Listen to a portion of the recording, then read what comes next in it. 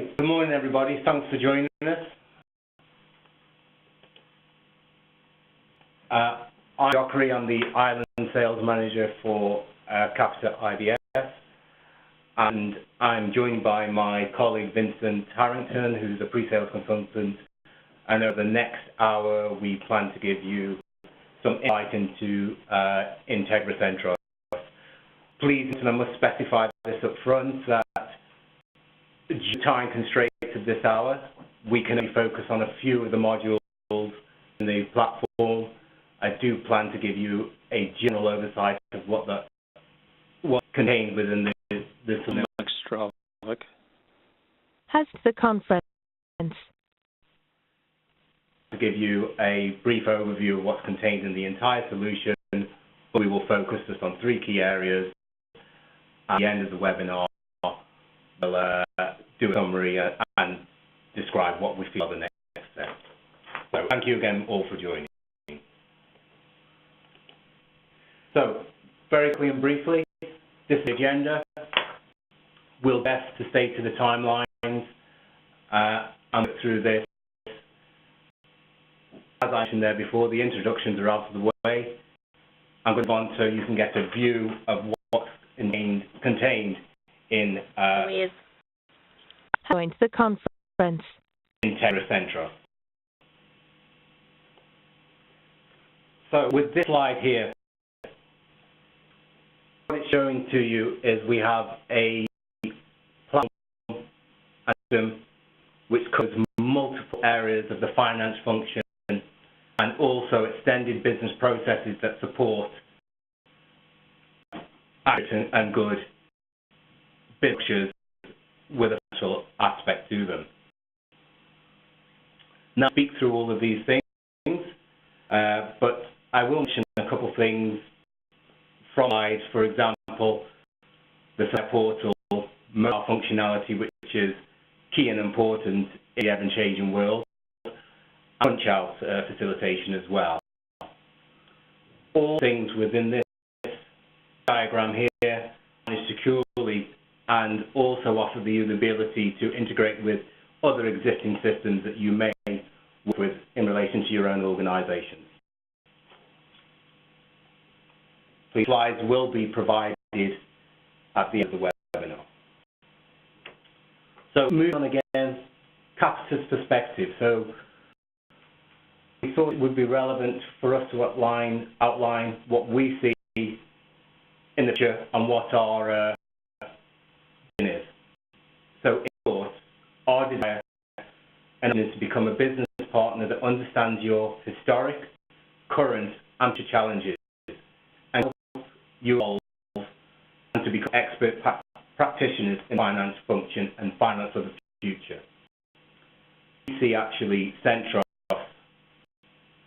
adapting to the future now. So this system incorporates legislation, and legislative changes will be updated automatically dependent on where you conduct business. So if based within the UK, obviously outlined there, HMRC. If you're based in Ireland, the Irish regulatory to support that.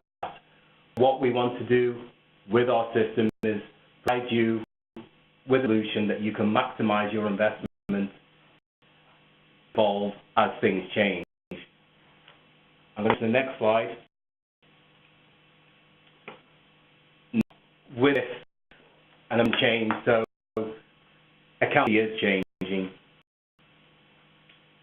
What we're doing is, we know and understand, like most businesses at the moment, and most business applications, they're all being developed in the cloud.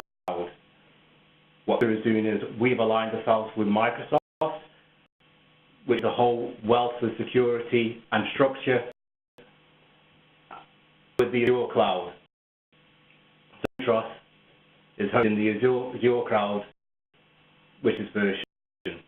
Things here on this diagram relate to big data. So everybody speaks about big data, but how this relates to finance and how this can relate to you is not the fact of data everywhere. It's how you interact and activate that data in a meaningful way in relation to your business. And you create channels and routes and sources so you understand all the different data points. Again, that's the way we finance changing and the accounting practice changing. Capita can support with that. So, as individuals, there has to be change. In this, there has to be change. And the way things are consumed with the mobile illustrated there, the change there as well. With us, we can guide you through it. So, what Capita done thus far in relation to that? So, Ventrust already, we've invested $1 million in this current release. I'll take you on the journey to achieving the next generation of finance and being enabled. I'm not going to speak through all the things on this diagram here, but in mobile already, the things in relation to AI and the Internet of Things which drive information, again, that relates to the finance, everything relates back to the finance function. How we're going to move forward as an organization is in collaboration with our clients. I mentioned the form at the very beginning of this that I would like you to fill in. We will take the lead in providing you with insight because as an organization and 30 years of experience,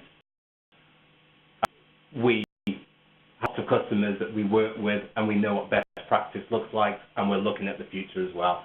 And finally, again, there's reference again to the cloud, and for us it's the Azure cloud with Microsoft.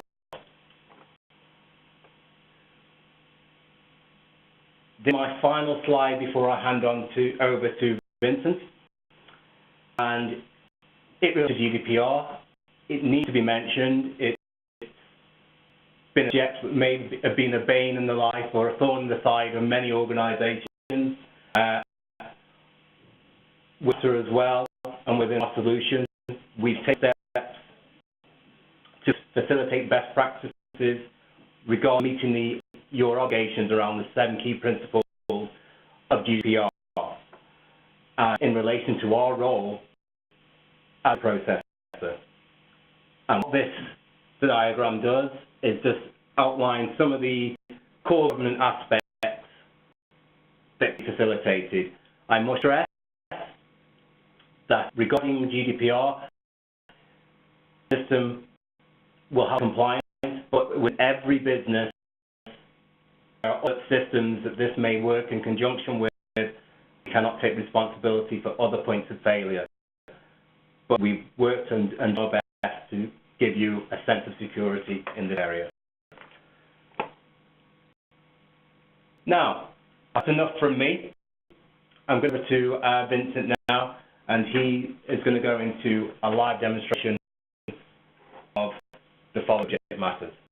Thanks, Vincent. Thanks.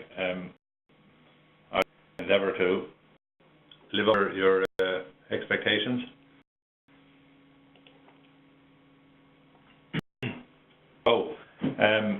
Before I get into the demonstration properly, I want to take you through and give you an overview of what it looks like. This is a typical kind of home page that you would land on once you get connected in there, as it's going to be hosted on the cloud. So there would be nothing installed effectively on your own laptop other than URL, which you can link in from, and log out and give you an example of how that might look like. And again, you have your browser. And have a login page. You can say link into it from wherever. It can be on your desktop or it can be within your browser. You'll be given username and password. And again, we can discuss all the technical things like automatic login and whatever. But for the purposes of today, I'm going to be authenticated quite often and quite frequently. So there's a login screen. Again, you can change your passwords. You can set up here to ask questions. We can send messages out to the users via this login screen. Excuse me. Once you log in, you're presented, as I say, with the home page. Now, these home pages can be configured depending on the user, depending on the capabilities. So I've got access to, as Mike showed early on there, a number of modules. I've got access to all of them pretty well here. I'm going to bring you some of them today.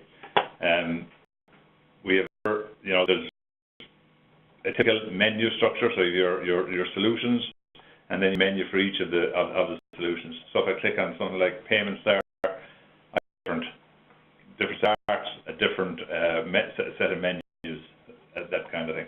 It may look cumbersome at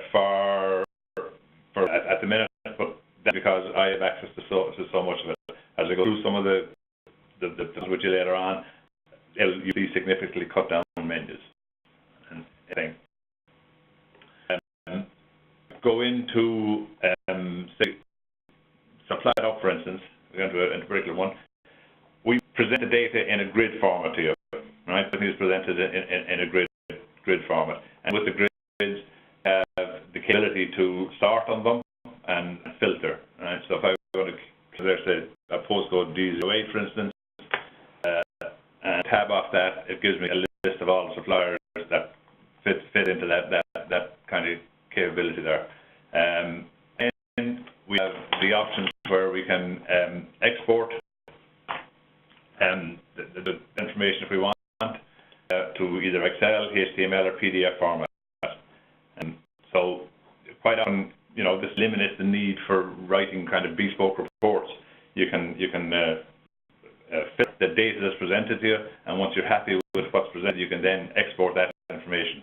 If you want to go on and look at a particular account, there's a button there where we can edit the thing, and it brings us up all the information that's relevant to that supplier.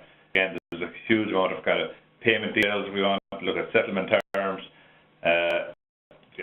The color going on here is those the maroon type ones are mandatory fields, whereas all the other fields are optional. So you don't need to feed them anything. And again, going through it, it'll navigate from field to mandatory field for you. Again, up on throughout the system, there's a diary facility, and we can set a diary facility or a diary entry about the target that's on the screen at the time. So if I want to set up a diary entry about this particular supplier, I add a diary record. It is given a title for the thing, put it in, and say how long things should be active. Then you can create workflows, or we can create workflows that will highlight to you when you should act on diaries, on any diary entries that you set up there. And again, show you this kind of stuff later on in real examples of it in the accounts payable one. Again, you can attach any information and any form, or document on supplier, right, by simply saying add file, choose a file, and it'll go off and navigate to wherever you want to go, and you can pick up. I'm just picking up simply examples here, and that, and it is now attached to that supply, right? And there, the attachment is up there. You can invoke it back anytime you want by clicking on the thing, view it, give you whatever you put up there. I'm just showing an example of an invoice. That might be a contract you have with a supplier. It could be an agreement or whatever. It's just showing you an example of how to keep information in there. And again, this is helping you along, I think, along the GDPR type of stuff, because I found, or we have read something lately where papers are the biggest point of failure, I think, in GDPR, right? So if you have electronic records there, you can view the electronic records, you can decide to delete them or get rid of them, or to redact any information on them, and our GDPR capability enables that kind of thing. We can set a whole form of links to turn to other programs within the thing, so you don't have to go back to a menu all the time.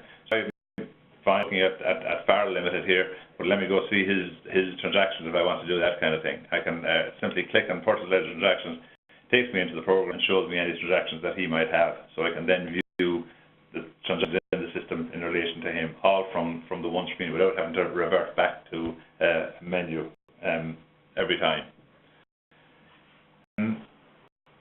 So I'll give you kind of a fee for, obviously you have on help is about the system, context sensitive, so whatever program you're on, if you click the help file, it'll bring you in, it'll show you how to navigate or how to use that particular feature. I think this is the key feature in supporting user adoption and guidance and on the system, educating yourselves as you use it, as opposed to constantly looking for others for help. Yeah, so that's, again, it's an enabler type of thing. We give you the standard help, but you can take the help yourself and tailor it for your own specific use. So yeah, I think that's pretty well it from the look and feel perspective. So it's a lot out from that user, and again, I'm going to go through the procurement piece now, and again, there's a different user a requisitioner kind of thing. Log in here, and well, now you see there's a completely different perspective. This is a guy that does other than enter requisitions and enter purchase orders. We can, if we want, show the menu, but we're here that we can go in and the initial fields, if you like, are fed in. So it knows that who the buyer is, we know the requisitioner is, and what requisition point they're buying, and they're locked down using security. That type of thing is locked down there. I'll show you again later on where security isn't tied down joined the conference on a higher kind of higher capability, more power. And showing you kind of how this person's orders are looking. So you can see here there's a graph showing the completed orders and the outstanding orders. If we click on the outstanding one, it can then revert that into kind of the workflow where they are in the process. So some may be rejected, some may be waiting intervention, some of them are cancelled, some are waiting technical appraisal, some of them have been received, and there's overdue ones, and there's ones that have just been entered and they haven't been nothing has happened to them yet. So, and they're within time frame kind of thing. And if we want, we can click within that, and it'll bring us into our program. And again, we can, on a graph like that, we can then say, look at here, give me your report out of it. The data list of overdue orders. So close and go back to the home page. So that's kind of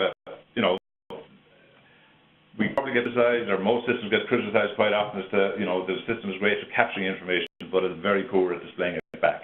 Hopefully that gives an example there that, how we can give the information back to you. It's not all just a one-way kind of thing, and make the thing more user-friendly. So on to the next button on this particular one, and it's now taking it into the entering your requisition. And again, there's quite a lot of functionality here. If I want to find something, I can just type in, if I want to buy A4 pads, for instance, type in pads, hit the button, and it goes off and finds me, two A4 refill pads attached to suppliers, and we contract with both of these guys. There's this number stat 21 and another contract stat 002. If I want to buy from Dudley at this stage, and I'm going to try in 11 there, and I'll watch the price, because if I want, it comes in at price 13, whereas if I buy 11 there, the price drops down to 11 per unit. So again, we can have an amount of configuration behind the thing where we set the contract up and we can set the price bands in there for it. And I say for that one, I simply just add it, and it goes into, shows me here, a warning telling me that I don't have the budget for it. Now, it's only a warning at this stage. I could, if I wanted it, or you could, if you want, turn that to a stop, so that if you can't buy, if you haven't got the budget, you've got to go find the budget somewhere first of all before you make the purchase. Again, the price details, the hierarchy and behind the thing, and any other additional information there. So we say OK to that, and the item added to the basket. I can go on if I want to go back and add more and more. Add more products if I want, but rather than that, I'd just like to show you that there's other capabilities capabilities here as well. So I order first actually, and I'll come back and I'll line and show the other features. So I look at the summary, and the total value excludes the my authority. So I can proceed with that. Obviously, I have no authority to anything. So any of my orders or requisitions have to go to somebody else for approval, the budget holder for approval, for instance. So I click to that one, and it goes on and it tells me who it's going to, you know, it's going to be emailed, sent off to Ethan Spence, and she needs to go and for intervention, if you like, before it'll be sent out. So I can complete the order at this stage and get rid of that one.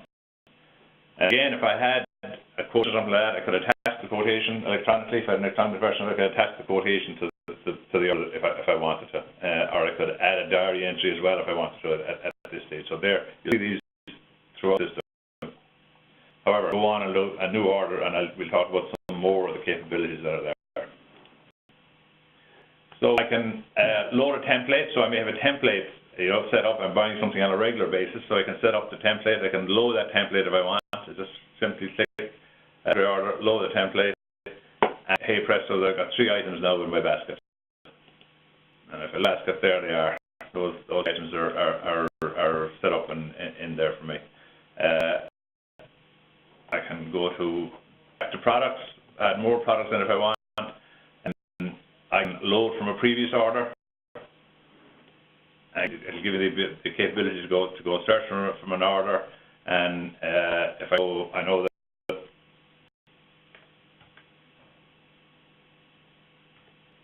and I might put in the previous kind of 3 days there, it presents me with a list of them, and I can then select one of them, and that one, and load a selected item, and now I've got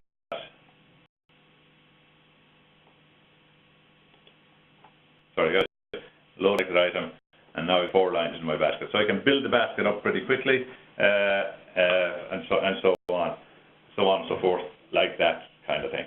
And again, you go particular one, other details there, ordinary, set the authority level again, click yes to that.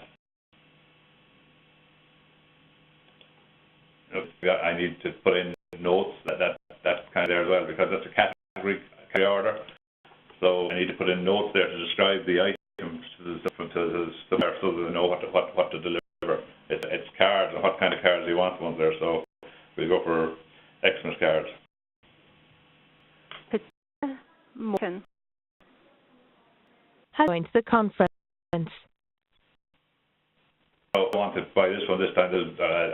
I can cancel it. I'll delete that particular one and get rid off the basket, and I can delete this one as well. And I get off the basket, and now I should be able to proceed with the order. And what it's doing is generating 2 orders for me, right? Because the items are coming from 2 different suppliers. So you know you can. It's quite flexible. Complete order, and now. The intervention, whereas this one doesn't.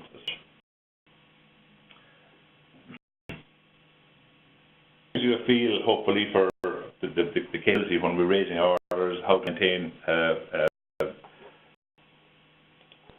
catalogue. And again, there's other capabilities that are in there. For instance, we can have punch out, as Mike mentioned early on. We can punch out to you know, marketplaces, raise the order out in the marketplace, and then bring the order back into Integra and distribute it electronically around the organisation for authorization. And once authorized, then we send it back out to the supplier again, the marketplace, and they will supply the goods, hopefully.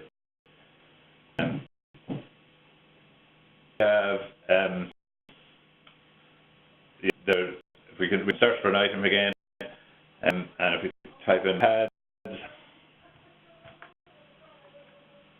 we have a number of tabs up the top here, right? So we can take information from external catalogs. So look at what's there. So that was a typical supplier stationery type of thing. So we could download their catalog, take it into the system, and maintain it there. And again, that's a huge help from the point of view of you don't need to maintain the catalogs yourself.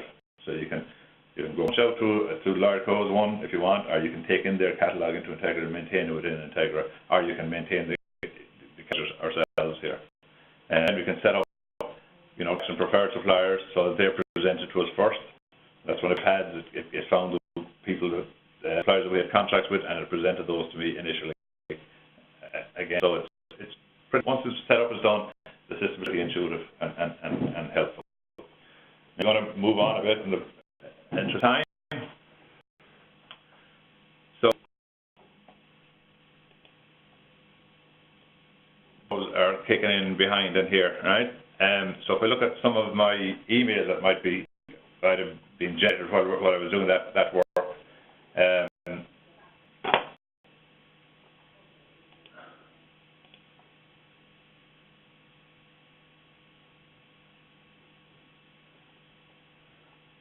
So venture one here, right? I think that there's a number of requests that have come in this morning, yeah? 2 requests there for PO intervention. So if I click on that, will send an email to Ethan Spence, if you remember. She needed to authorize an email early on.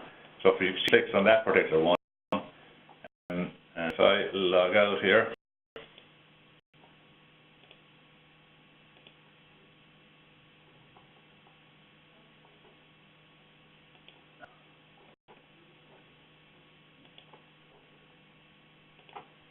get back into my email. It's telling me what that's the stimuli one I got there, the 11 items at 121 pounds or whatever, and there's a click here to authorize. So I can click that. This is then going to connecting, and my username at this stage is demo. This one, log in, and straight into the intervention screen, and shows me the transaction that's in there, right? So on that particular one, I can edit it, the ability to reject it, authorize it, or view the lines, dig in deeper, see more. So I'm now seeing exactly what the data person put in there, and I can go to the order header and click authorize, and it's simple as that to get the thing authorized. Again, it's telling me at this stage the message of the warning that the entry person got, saying that there's no budget for this kind of thing. So the person entered the order knows about gets the warning, as does the person who's authorized the thing.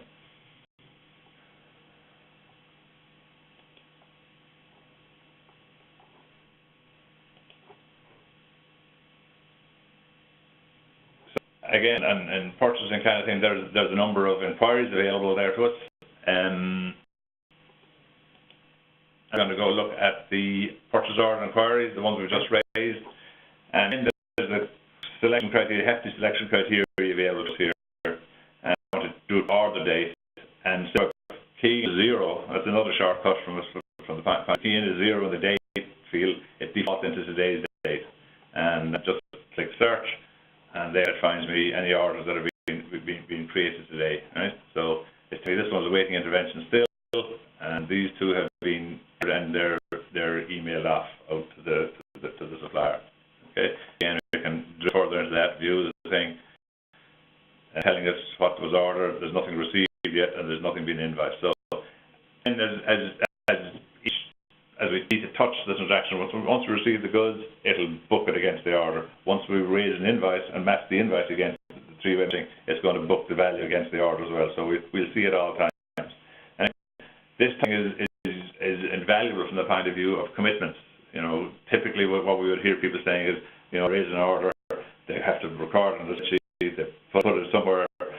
You can see here that it's been recorded, it's in the system, and been posted into the general ledger instantaneously as well at this stage. So the commitment is there. So if you have to run a budget report out of the general ledger, it will be showing this at this stage. Again, once we move the goods receipt in, put in the goods receipt note, it'll remove it out of the commitment and put it into an accrual column on your reports. And finally, once you pay the thing, or once you match the invoice against it, it'll put into an actual spend column at that stage, if you like. Yeah. So from a statutory reporting point of view, we would be looking at the received and the invoiced values, but from a budget point of view, we'll be looking at all of them. What's the order value, what's been received, and what's been invoiced, and the kind of different values at different stages we go along. And we'll look at this kind of stuff as well later on in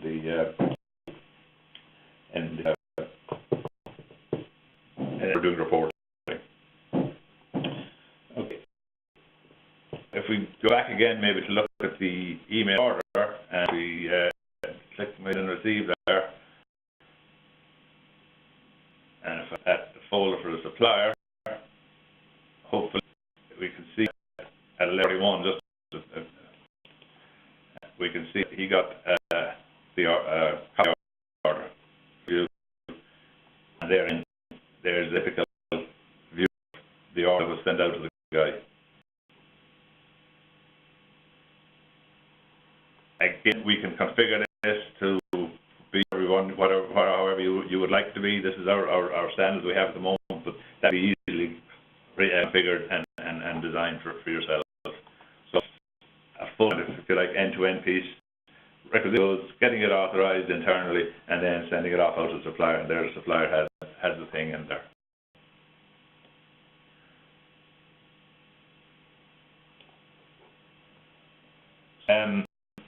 That should give you a kind of a view. Now, the other one that we're left to do is then to show you how we receive the goods in there. So if you click Home button, bring us back to our menu again.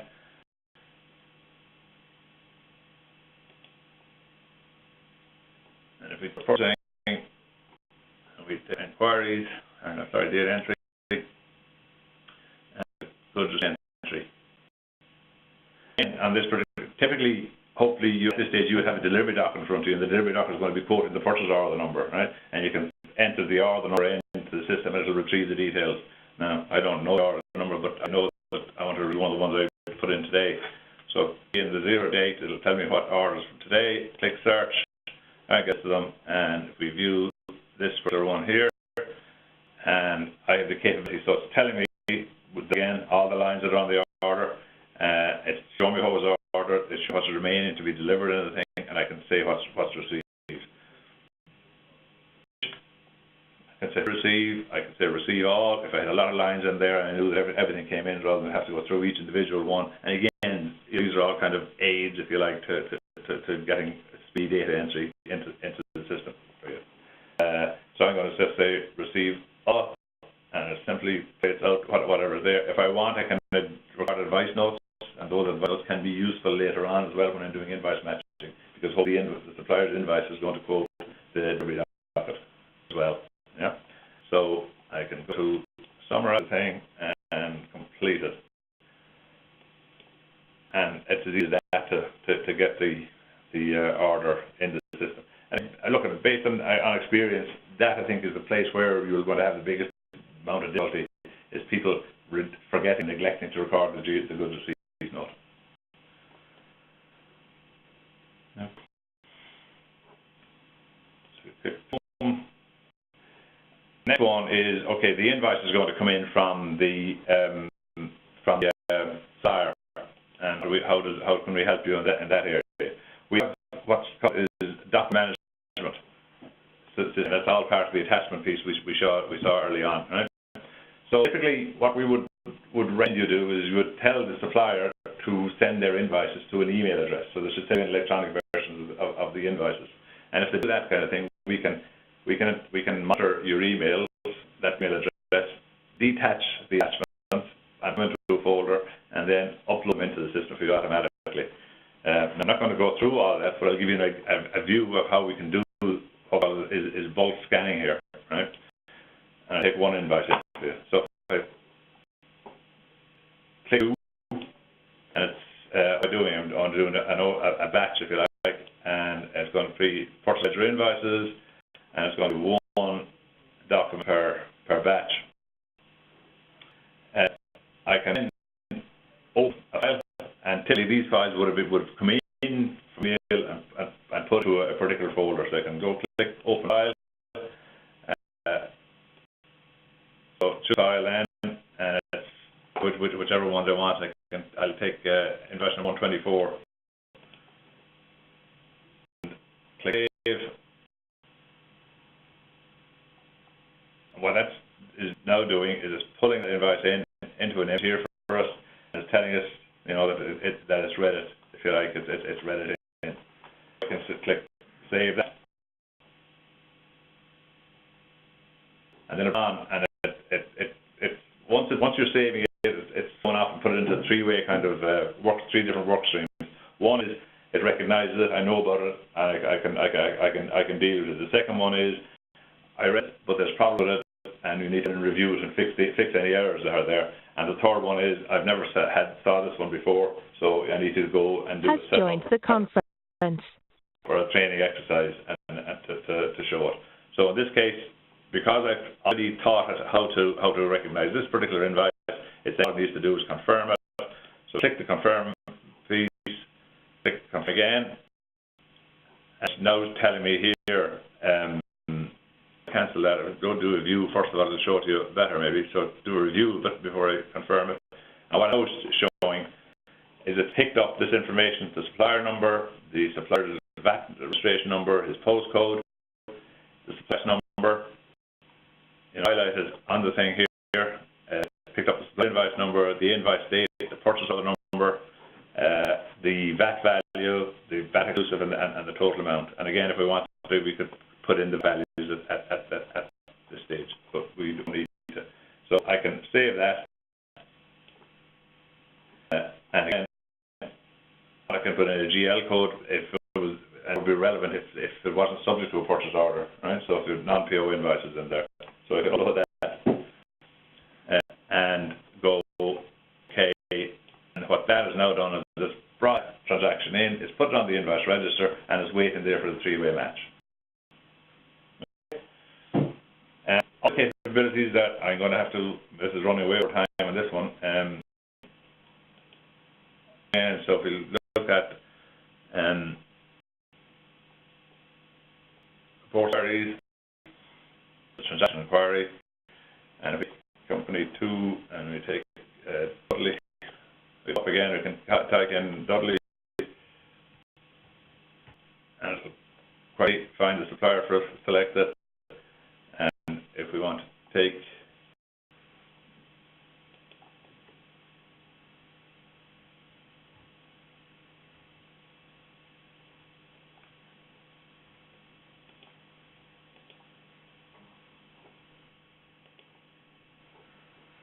the transactions that are put in there, I'm going to go view that particular one, and the attachment in there associated with it, view the attachment.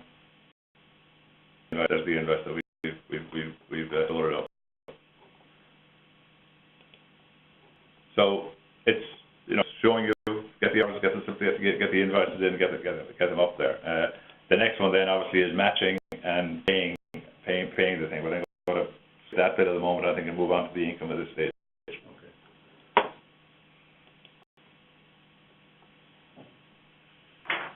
So income, and if we log out of this one.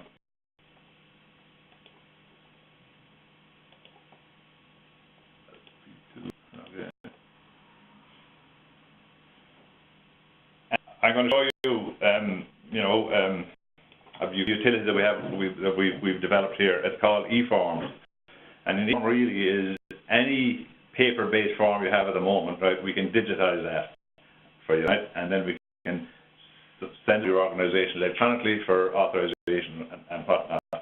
Typically, we've a number of them already defined here. One of them is, for example, a business case where somebody wants to form and let people fill in their criteria for a new business case, right? And then that went along to various individuals. They all added additional information onto it, and it eventually got authorized and passed on. This was available quite a long time for us. We have it quite a while, but it's coming since GDPR. It's coming more and more into play again, because I read somewhere recently where documents are the biggest risk in GDPR failures. Right. So this again, tool here will eliminate this one. And if we brief how it helps you, a set of customer. So there's 3 stages of the thing. There's the general collateral details, there's payment details, and there's a summary. So if I click next on this particular one, it's asking me for a name, so I'll go Mike.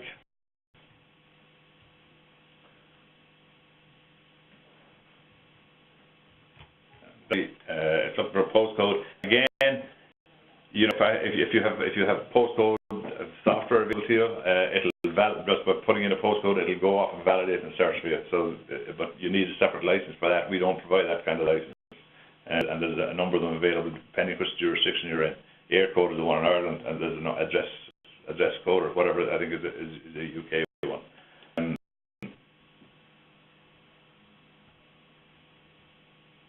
Contact number. And again, the person who wants to set up a new customer, they'll be filling in the sheet. Click next for the particular one, and again, if I want that kind of thing, stuff I want to go by direct debit, it then asks me for more. So what's the bank account? And so I can put a credit limit in if I want onto the thing.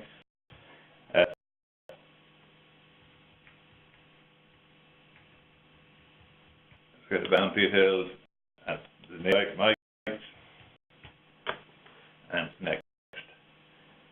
Subform, so it's telling us it's Mike Dockery, what the postcode is, give me the information there. I can go back at any stage and look at the previous screens if I want, kind of thing, yeah, and submit the form. And I can put notes in there if I want, so if these authorizes I need to get us out of this person or whatever, yeah. Okay. And what we'll do again is we'll send an email on to the next kind of person there, right? If I look at the email, it may take a second to do it. However, if I log out and log in as the person who should be doing it,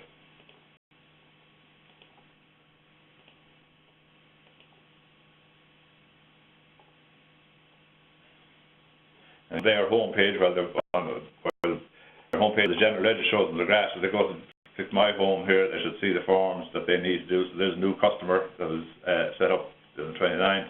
Select that. They can, is there a new customer? Free form. So click next. And you see those are put in there. Again, click next. And it'll show payment details, exactly the information that was put in there. Click next again.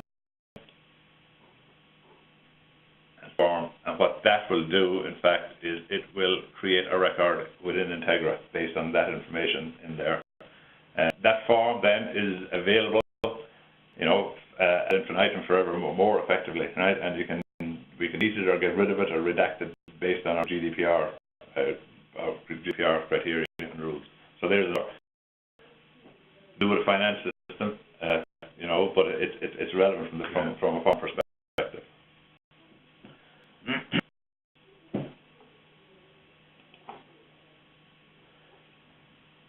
So the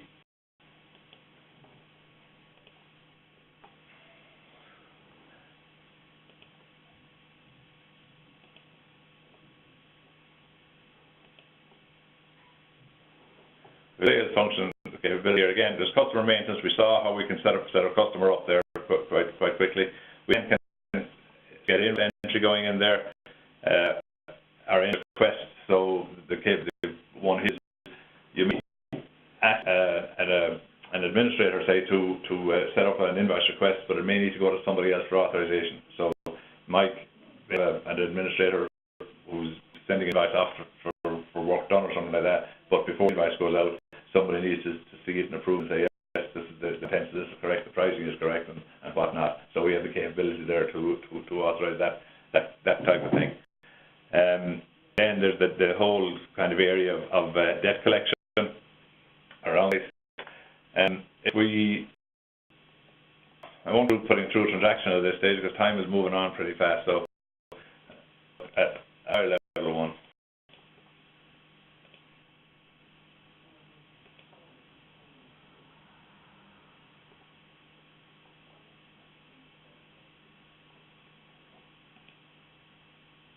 Look accounts receivable.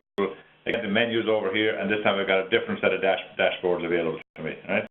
So if there's an age debtors type of report there, so I typically look at that one over 90 days see that Jeremy Taylor is here, and he has a fairly significant amount of money outstanding. I can click on him. It takes me back into the inquiry program. I can now view the transaction that's in there for him, and I can look at the invoice detail lines, what the lines are for, commercial rent or whatever, what now codes there. I can look at a statement query and see, this guy, because it's outstanding long, there's a query there and the service is not up to standard. Again, as I said to you earlier on, what can we do? We can end the query if we want, or we can enter a diary capability. So if I look at the diaries that are in there for this guy, it's saying resolve the structural problems, refer to legal, he's still refusing to pay or whatever, right? So out of that kind of, that'll tell you the diaries there, the capability that's in it. So to the home page again, to council vote. As I said to you earlier on, we can either send you an alert to tell you about the diary activities that need monitoring, or the report there that you can just click on the thing, and it'll give you a list of the outstanding diary capabilities.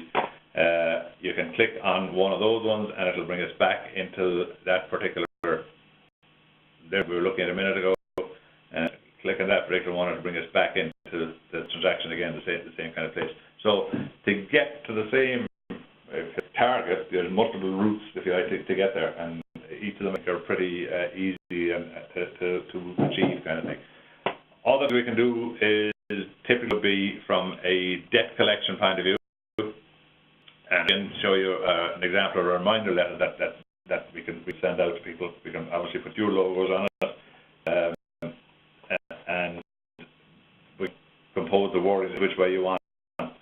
The information here would be soft information that's coming out of the system, the dates, the customer number, the invoice numbers, outstanding amount. Then you have your words, if you like, and you can then list, if you again, the transactions there, and we can even send them a copy of the invoice. We remember an image of it with the images of the invoices in there. We can send them a copy of the image quite easily, telling them how to pay, where to pay, kind of thing. Give them the various. Go to the pay point, go to the post office, and so on. So that is totally configurable, and we will agree with you what you want to include in that kind of thing. Again, if somebody gets into difficulty, we can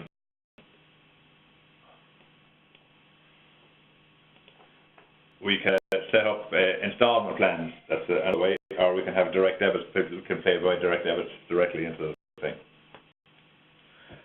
That bird's eye view, if you like, of the account one. I now want to focus a little bit on the reporting.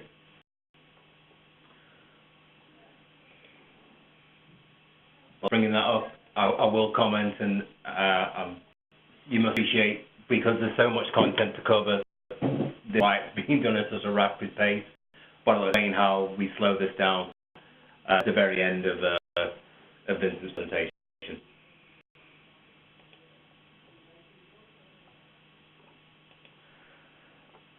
I'll jump in and look at a nominal our chart of accounts, basically what it looks like and what is there, what can be there, right? So if I take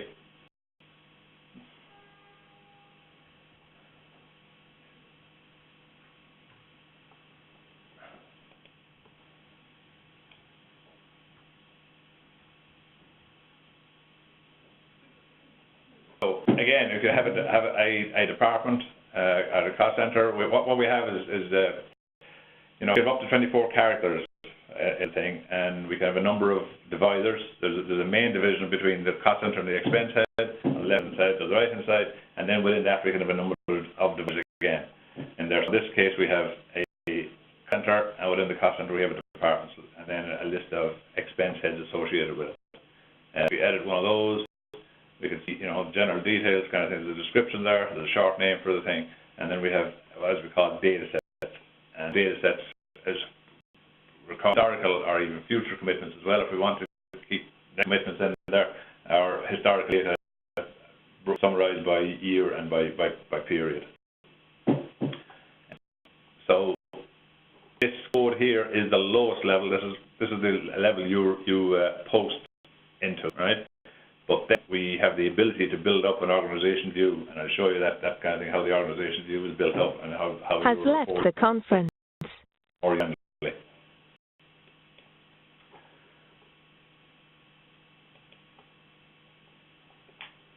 Sorry, home. So drill down inquiry, for instance, and then we have a council view based on a view based on the enters, and the other one based on the expense heads. If we click drill down here at a minute, and I show you the outlines of it. So it's showing me a council structure, which hopefully is typically of what it can be. These again can be your words entirely.